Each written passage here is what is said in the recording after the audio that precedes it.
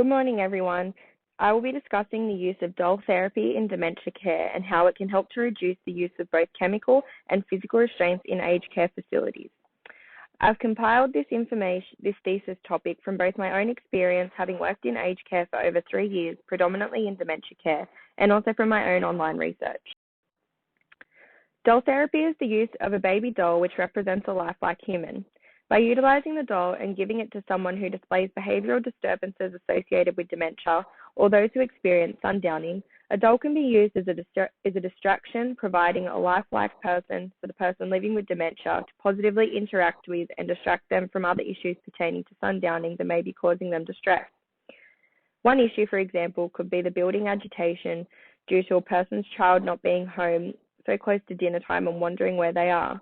The use of the doll in this situation gives the person a child to look after, which they then believe is their own, ultimately reducing the level of agitation.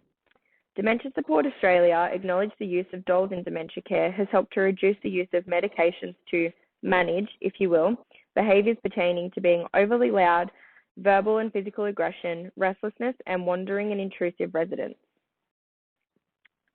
Using dolls in this circumstance has been found to help people living with dementia express their feelings and emotions, and also helps to give the person a sense of validation by putting them in a position where they can look after someone and not be the one who's being looked after, which can be a contributing factor to behavioural disturbances.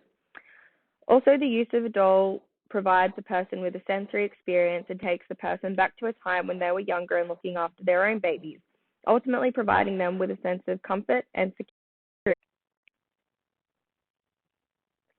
Other research I have found from the Geriatrics and Palliative Care blog compiles information from other journal articles suggesting that issues with those who live with dementia can suffer from malnutrition and poor fluid intake. They found that by introducing the use of a doll around meal times and setting the doll up in a high chair has helped to increase both food and fluid intake of residents living with dementia. Being hangry is something we have all experienced, which goes to show that some behaviours exhibited by people with dementia can be due specifically to being hungry. As mentioned above, some people with dementia struggle to communicate what they want and need. By introducing the doll at this time, it gives the person a communication channel to express what they want and need, and also provides a visual cue that it is time to eat, like they would be at home when they were younger with their children. From my own experience working in aged care and utilising doll therapy, I personally have found it to be a very useful tool which has reduced the use of physical and chemical restraints to manage behaviours.